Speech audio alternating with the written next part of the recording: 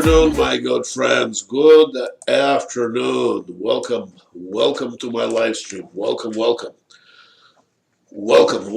live stream. Welcome to my channel. I am Andre Lefevre. A citizen journalist, extreme libertarian. My website is wildnews.us. And I love to mouth off on things political, things cultural, things interesting. The DC swamp is going nuts. But before we get there, let me tell you, I have a full live stream for us today. Few things. There was a shooting yesterday in North Las Vegas, Canyon Springs High School. I interviewed earlier Officer Eric Levitt of the North Las Vegas Police. Bring you that interview in a moment. Interesting, very interesting. Looks like Democrat politicians are going nuts and openly threatening violence and extortion and other things against the Republicans and Trump supporters. It is obvious that official story of 9/11 is a lie. I'm going to go back to that and touch on the 9/11 conspiracy. Susan Collins talking about the Republicans being threatened as being blackmailed by a Democrat operative to vote against the confirmation of Judge Brett Kavanaugh. Now, European Union has punished Hungary for taking a stand against the Muslim invaders. And, of course, the non-existent Russian collusion, these swamp creatures are going nuts, but they still can't find Russian meddling. All right, let's go there. Let's talk about Canyon Springs High School shooting yesterday. Yesterday afternoon, police found a dead student on the property on the northwest edge of the school. One gunshot to the chest, Officer Eric Levitt told me. I do not smell a conspiracy, but I'm keeping my eye on it. So let me play the telephone interview I did with Officer Levitt of the North Las Vegas Police Department just about 40 minutes ago. So let's go. The recording, my name is Andre Lefevre, wildnews.us, and may I ask your name, sir? Officer Eric Levitt, North Las Vegas PIO. Thank you very much for talking to me. Now, you said a little bit earlier that you don't have a named suspect in the shooting yet. Is that correct? No, our detectives are still looking into it, trying to follow the lead, and trying to point the direction in the right way for the suspect in this case. Now, do you have any indication that this was gang-related, sir? You know, that's something they're exploring. There's no indications as of yet, but they're not going to rule anything out until they get the evidence to do so. So kind of everything's on the table still. Now, was it a gun-related death? The wound from which the victim died, was it gun-related? Yeah, he died from a gunshot wound. Okay. Can you disclose what type of gun it might have been used? No, they want to keep that with us for a little longer until they develop a suspect. That way, only certain people are going to know what and where and how. That way, it helps our investigators weed out who might have had a hand in this and who didn't. Okay. And do you suspect one perpetrator or more than one? That's another unknown as of yet. How many people were there? You know, it was a school, so there's quite a few people there. It was after school, about 40 minutes after school, and it was all over the northwest side of the campus. But it looks like there was still a few people in that area that heard. There's a lot of people that heard what happened, but didn't see what happened. So it's unknown yet if it's one suspect or multiple. Okay. Can you disclose what part of the body the victim was shot in? Yep, chest. Oh, was not in the chest. Was it from the front or the back, or can you say? What's that? I hear you. Was the wound from the front or from the back, or can you say? Front. Okay, from Yes. and was a student in any way associated? I'm sorry. Let me rephrase this. Was the victim in any ways associated with the Canyon Hills High School? Yeah. So the student was enrolled and attended Canyon Springs High School. Okay. All right. Yeah. He just it looks like the person just turned 18. Even though he's 18, he's still in high school. Okay. Do you have any definite suspects you can look at, or is it a complete mystery? No, I don't know if it's a complete mystery, but as of yet, our detectives are following through. The first thing we always do is the person closest to this, whoever the victim is, whatever case it is, we're always going to look at those people, talk to them, just try to find out, hey, who might have had it out for this kid, or who do you have a disagreement with, and then they're going to go from there. So as of yet, they haven't developed a suspect, but like I said, it's not even been a full day yet, and they're working hard on it right now. Of course. Officer Levitt, thank you very much for taking your time. No problem, sir. Thank you. Thank you. Bye-bye. All right, so that was my interview with Officer Eric Levitt. There's not a lot of information, but again, I don't have that smell of conspiracy from Canyon Springs High School shooting. I don't know what it is, and I'll keep up with it. They're still looking. They're still looking for the perpetrator, but in a larger sense, schools are magnets for those who want to do harm because no weapons allowed. And criminals and crazies know that they're safe killing people in schools. As a matter of fact, the most dangerous place you can send your child is to the public school, because contrary to the popular belief, nobody in public schools is interested in protecting your child. Especially in the large liberal cities, nobody cares about the safety of the children at school, and nobody protects them. That's the sad truth. Going to the swamp. Going to the swamp. Let me go here. Let's see here. The swamp news. I'm on Infowars.com. Are Democrats advocating domestic terrorism? And there is a story behind it. Let me read a couple of paragraphs. A response from Dreamstar Justice, who, according to Daily Mail, supports the Democratic Socialists. Let me just set this up. Gateway pundit journalist Cassandra Fairbanks posted this inviting message on her Twitter. It simply reads, "Who is going to MAGA meetup tonight?" A response from Dreamstar Justice, who, according to Daily Mail, supports the Democratic Socialists, responded, "I'm coming with a gun and I expect to get numerous bloodstained MAGA hats as trophies. DC police vehicles were spotted outside of the hotel, and a manager confirmed staff were aware of this threat and taking appropriate security measures." But the Democrats are only getting started. This was that. More swamp creatures.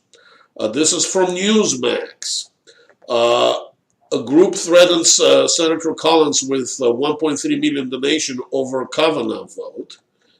A leading elections lawyer is calling for an immediate investigation into a $1.3 million threat now hanging over the head of Senator Susan Collins, Republican Maine. Money, website says, will be provided to her next opponent only if she votes to confirm Judge Brett Kavanaugh nomination to the U.S. Supreme Court.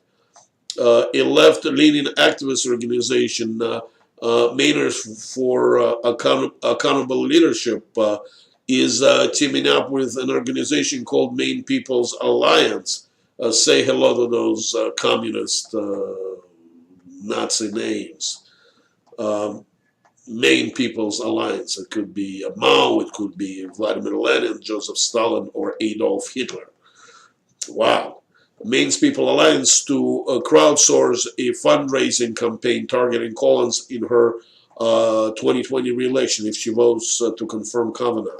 But the fundraising has a catch. Donors are asked to pledge a donation against Collins, money that will only be charged to their credit cards if she makes a yes vote for President Trump's nominee. Collins, an independent-minded Republican, has not revealed if she will vote for Kavanaugh, but Kavanaugh's recent testimony stating that the Roe versus Wade, a settled law, appears to have satisfied her major concerns about potential judicial activism.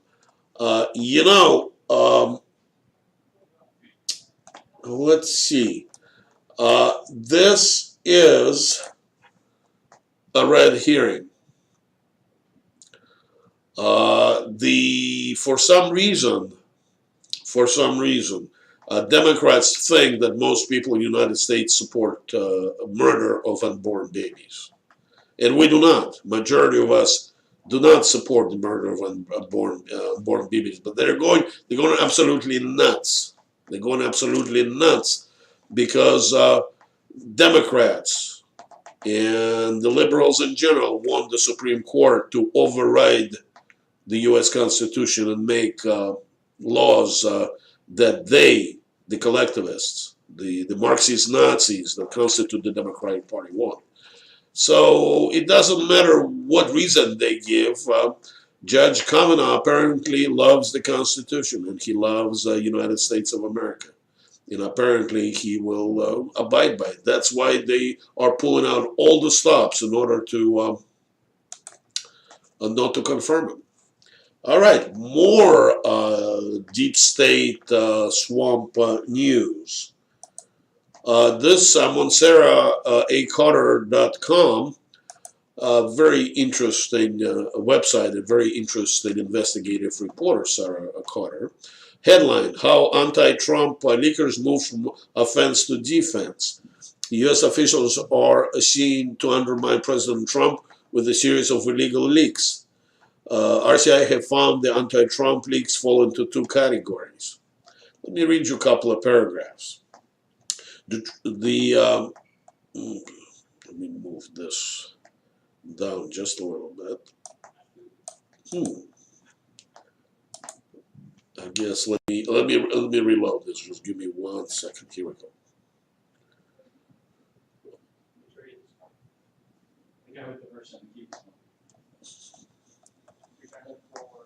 All right, here we go. A trail of evidence appearing in major news outlets suggests a campaign to undermine President Trump from within the government through illegal leaks of classified information and then thwart congressional investigators probing the disclosures. On Monday, the Justice Department released a handful of texts and other documents that included two former officials known for their anti-Trump bias, Peter Strzok and Lisa Page of the FBI, discussing DOJ's media leak strategy.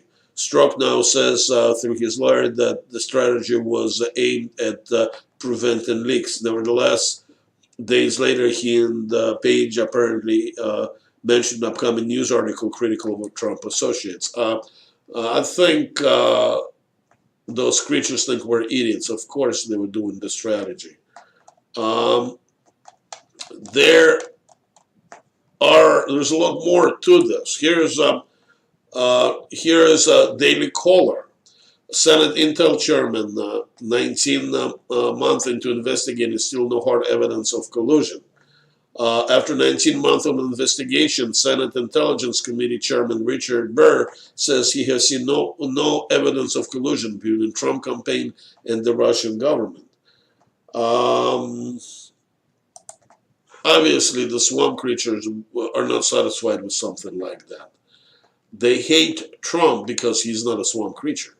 They hate Trump because he supports us, the American middle class. Here's another story from sarahcarter.com. Breaking page and stroke text revealed they discuss writing a folksy op-ed on Russia. Let me read you a couple of paragraphs on this one. A number of new text messages reveal that the former FBI lovers appear to have close communications with members of media and attempted to frame arguments about Russian interference several months before the 2016 presidential elections, according to text messages obtained by sarahcarter.com. The revelations raise serious concerns with lawmakers who question the pair motives as well as the Bureau's investigation into alleged collusion between Russia and President Donald Trump campaign. Excuse me. So apparently what they have done is they have invented the Russian collusion into the U.S. elections, and we're trying to get this lie to illegally remove our president from office. Now, the next story is from 100%fedup.com. This would have been funny if it wasn't said. Hilarious. Nancy Pelosi tries to explain what Democrats will do if they win in 2010 elections. Can't string two sentences together. Let me see if I can play you the video. And there are many people who wonder whether Democratic-led committees in the House will start a whole series of investigations and accountability on this president, on this administration. Well, in both cases, in terms of what we would affirmatively do in terms of legislation, we have established our for the people. Lower healthcare costs, bigger paychecks, cleaner government. And I'm asking with no presumption, no measuring for drapes. You don't see too many drapes around here anyway. But how do you spell dementia? How do you spell Alzheimer's?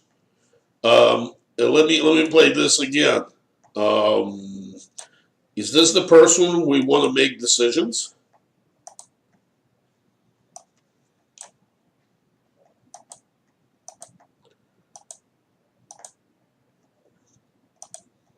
Hold on.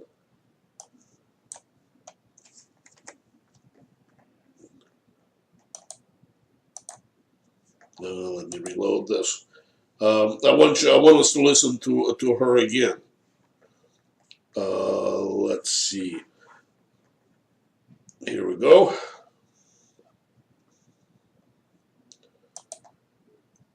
This is Nancy Pelosi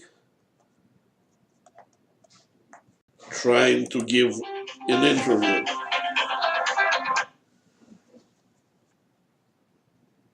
Here we go.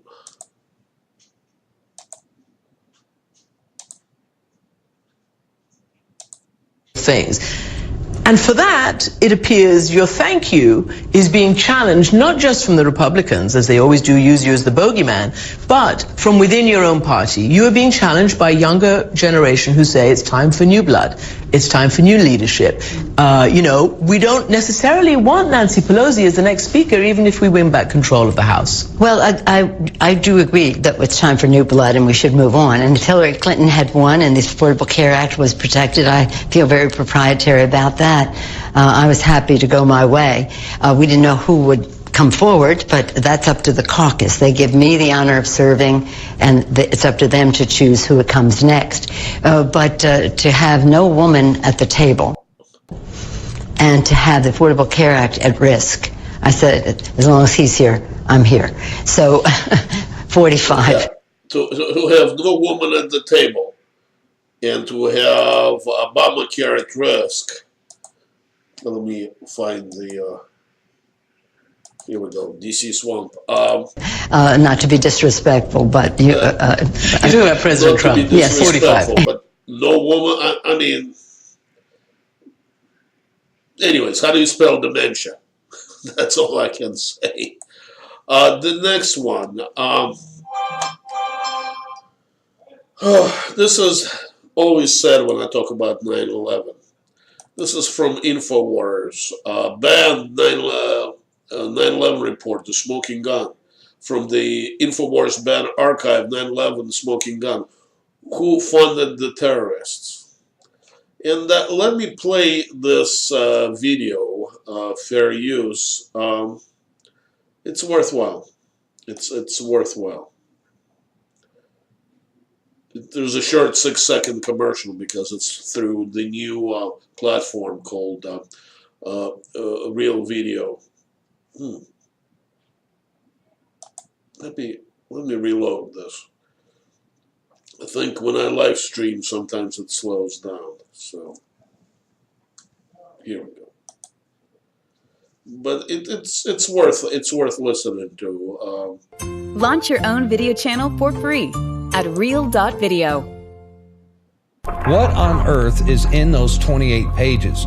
Here's what we know so far. According to members of Congress from both parties who have read it, as well as the heads of the 9/11 Commission, they say the 28 pages will completely change everything you think you know about the 9/11 attacks.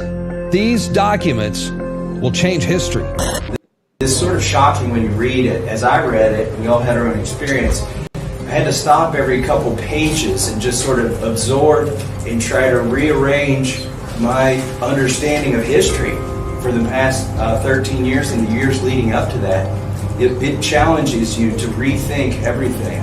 And so I think the whole country needs to go through that. I want those documents declassified. I'm embarrassed to be associated with a work product that is secret. Former Senator Bob Graham said that the 28 pages primarily relate to who financed 9/11. Follow the money, right? And they point a very strong finger at Saudi Arabia as being the principal financier. And I'll never forget watching Senator Max Cleland on CNN with Wolf Blitzer when he announced that he was going to resign from the 9/11 Commission because the entire investigation was a scam. We have the top security clearances. We're an independent commission for an independent operational look at why 9/11 happened, what happened there, when what the president and the government knew, and when they knew it. What's their argument? The White House. Why won't they let you see this? What do they say? Access. They don't want any more eyeballs to see their documents than they can possibly get away with. It's a scam. It's absolutely disgusting. Now, here's where it gets even more interesting, because not only does the 28 pages reveal Saudi Arabian involvement in the September 11th attacks, but it also specifies sources. We're talking names, all right? We're talking specific individuals that are implicated here. And one of the names on the list is extremely significant. We're talking bombshell. In fact, drum roll, please. Ladies and gentlemen, I give you Prince Bandar bin Sultan, who was the Saudi Arabia's ambassador to the United States at the time of the terrorist attacks on 9/11. And he also just happens to be a lifelong, intimate, and personal friend of the Bush family. In fact, he is so close with the Bushes that his nickname around the White House is Bandar Bush. Look it up. It's an open secret. Not only is Prince Bandar a longtime business partner of the Bushes, but they also have a very close friendship together. And this, of course, includes Bush Sr., who would bring Prince Bandar along on hunting trips. They would go fishing together, hang out with the family, go on vacations. A very cozy relationship. And this is troubling because that means 2 sitting U.S. presidents had close personal and financial ties with a foreign power. Get it? I mean, this was an unholy alliance. Well, still is. And in one of the redacted sections of the 28 pages, there is evidence of a transfer of $130,000 from Prince Bandar's wife that went directly into the checking account of the 9/11 hijackers. Wow. And there was also other members of the Saudi royal family, all of these guys who have close ties with the Bush cartel, by the way. And according to the 28 pages, they provided financial assistance to several of the 9/11 hijackers, and then they fled the country days before the attacks. Now, I want you to picture this because what I'm about to tell you actually happened. It is documented, and it is in the White House logs. This occurred just a couple days after September 11th, September 13th to be exact. But President George W. Bush and Prince Bandar, they were actually hanging out together during a private meeting, smoking Cohiba cigars on the Truman balcony at the White House. Well, I tell you what, I sure would have liked to have been a fly on the wall during that conversation. But I have a pretty good idea what they were talking about. I imagine they were discussing the evacuation plan and how they worked together to evacuate and to smuggle out of the country members of the Saudi royal family, Saudi officials, and even members of the bin Laden family out of the country immediately after the 9/11 attacks. And keep in mind, this was during the time when all air travel in the continental United States was grounded. Nobody was allowed to fly.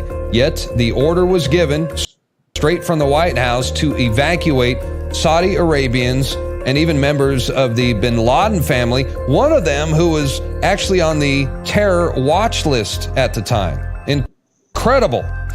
And they were flown out of the United States, dozens of them from multiple cities all across the country, back to Saudi Arabia. And instead of interrogating these guys and asking them questions, well, the FBI provided security, and they smuggled these suspects out of the country.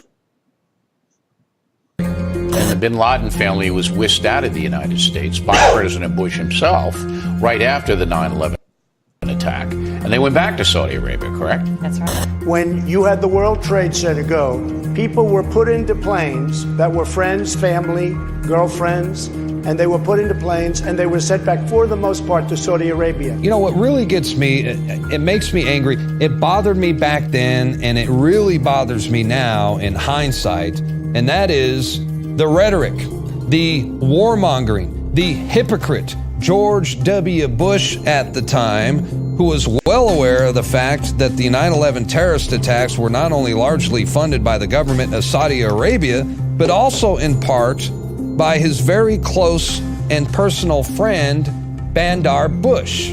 I mean, what the Every nation in every region now has a decision to make.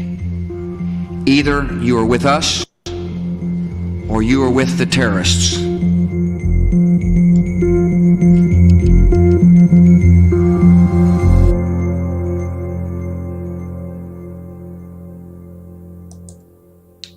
Well, that was the true beginning of the Muslim invasion onto the United States. Of course, it started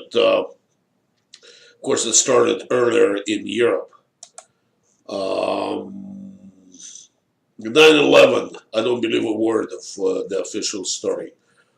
There are indications that Pentagon wasn't even hit by planes. There are some theorists that believe that the Twin Towers were not even hit by planes. They were just detonated. The buildings that went down that were not supposedly hit by the planes.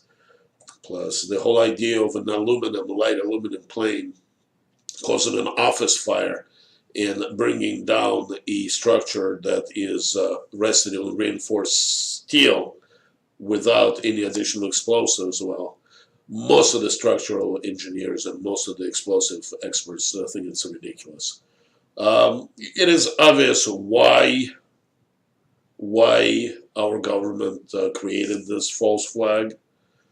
They needed a war in the Middle East, so thanks to 9/11 hoax, 9/11 false flag, we invaded Iraq, which had nothing to do with 9/11. We invaded Afghanistan, which also had nothing to do with 9/11. The wars there are still going on. We're still our tax money, our billions, tens of billions, hundreds of billions of dollars are still being spent there. Also, we lost all electronic privacy thanks to that. Think about the Patriot Act. Think our smartphones that NSA and the big tech at will can spy on us with. I'll talk more about it as we go on. For some reason, actually it's pretty obvious reasons, our powers that be are enamored with Islam. And the reason is very simple. If you want to look at the picture on the screen, not democracy, we want just Islam, exactly. The small ruling elite that tries to rule us, that doesn't look at us as citizens, look at us as subjects, they have no need for Christians, they have no need for libertarians. They have no need for people that believe in U.S. Constitution. They need obedient serfs, obedient slaves. In Islam, the word from what I understand means obedience, and those people will obey, and that's what our party thinks they need. Now, some countries do something about it, some European countries, and they get punished for it. This is from RT.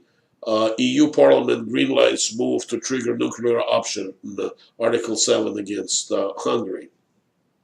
The EU Parliament has voted in favor of triggering Article 7, which would allow punitive measures against Hungary over its migration policies and media suppression. Budapest fired back, calling the vote petty revenge. Well, thank God for Hungarians. They're part of the EU. I don't think they want to be part of the EU. They also don't want to be invaded by Muslims. Throughout history, they have fought Ottoman Muslims. They know what Islam does to people, and they don't want it in their country. But of course, EU, which is run by Juncker family of Germany, they want EU. Germans primarily, that's what EU is. What they couldn't win in World War I and World War II, they want to recreate through the unified Europe. So this is a fight for the Western culture, and Hungarians are taking a stand. And I know that Hungarians will be punished severely, but they're hardy people. They're hardy people. It's hard to cow the Hungarians. I have first-hand experience working with them.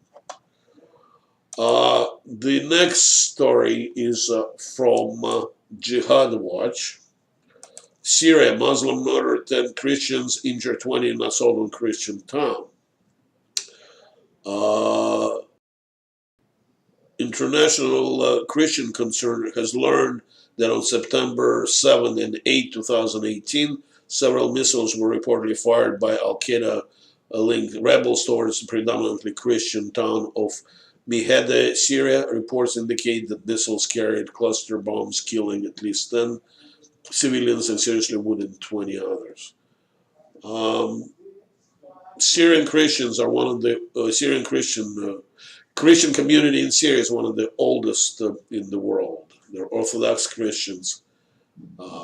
They were one of the first people converted into Christianity. And unfortunately, the Christian West is not doing anything about to save them. The only Christian country that does something is Russia, with whom they share their Orthodox faith. But even they're not very proactive about it. I think we, as Christians, as Westerners, will pay dear price for not supporting those wonderful people in Syria who, despite all the threats, all the mayhem, believe in Christianity. The next story is from Jihad Watch as well. CBS says Muslim fear scapegoating after Muslim migrant murders Canadian girl. See how the establishment media narrative works. When Muslims murder infidels, Muslims are victims. When racist, bigoted Islamophobes, in quotation marks, supposedly target Muslims are victims. And when Muslims always and in every situation, Muslims are victims. It is to be appeased and accommodated in every possible way. Once you understand, we can lock arms and march together into our glorious, multicultural, diverse future. Of course, this is satire. Syrian community fears scapegoating, in quotation marks, after a man new to Canada charged with murder of Marisa Shen. CBS News, September 10, 2018. This is the unholy union between the Western left and the Muslim death cult. The liberal left protects them. Some of those people are brainless enough to think that Muslim invaders are harmless and somehow being abused by us, the Patriots, and think they need to be protected against all evidence of the contrary. And when Muslims commit atrocities, they justify it by saying that they're justified. Reality is what the liberals, the Democrats in the United States are doing is straight out of the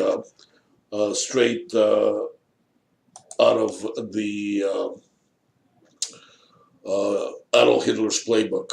That's what he did to Jews, to Christians, and to Gypsies.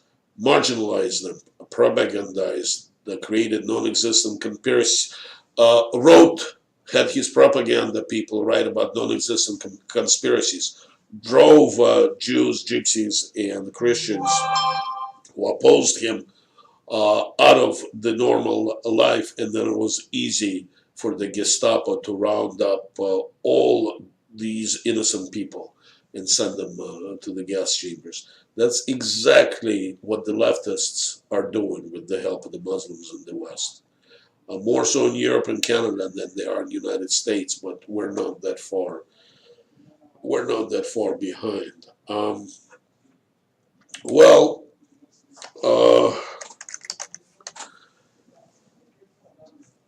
Guys, I appreciate you joining me on my live stream. This is my website, wildnews.us. Please check it out. If you want to contact me, just click on the contact info. My phone number and my email address is here. And if I'm not busy, I will actually answer my phone call. I have posted many different videos. The one that I like and getting a lot of views is Alex Jones confronts the architect of the platform conservative, Oliver Darcy. So, and there are many other things. I have a conspiracies tab, which I'm slowly adding things on. So, check it out. Check it out. I appreciate you joining me on my live stream a lot more than I can ever tell you. I have to get back to work. My phone kept on ringing during the live stream, so I know I have a business coming my way that I need to take care of. So again, thank you very much for joining me on my live stream, and God bless you, my friends. God bless you. See you tomorrow.